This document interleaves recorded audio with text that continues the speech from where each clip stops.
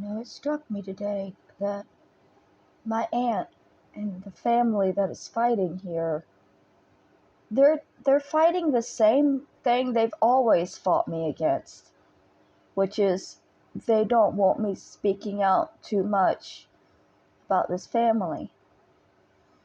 And my aunt says that I never had any problems until just after the murder.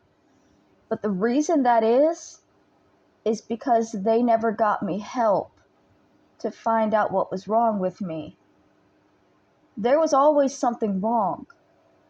The battle was in keeping me quiet so that they didn't get in trouble.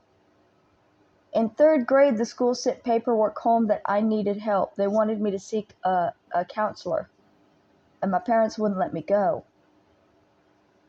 By high school, I was having blackouts, and a kid in class just flat out asked me once if I was schizophrenic, and I didn't know.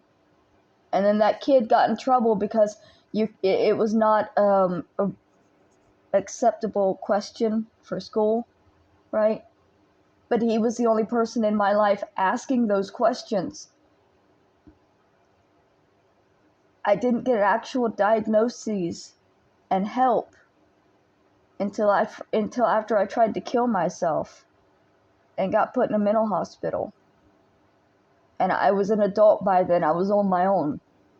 All of the adults in my family, all of the adults in my life failed me.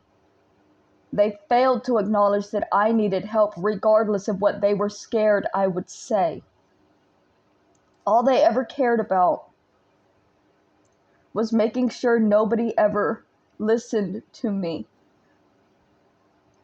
And now both my mom and dad are dead, and still all the family cares about is that nobody listens to me, is that I don't speak out.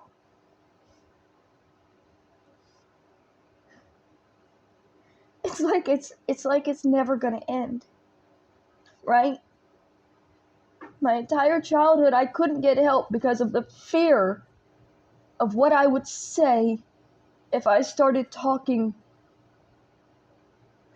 That fear in my family will never leave. There will be grandchildren afraid of me speaking out one day and not even knowing why, because it's just been beaten into them that they have to be afraid every time I open my mouth.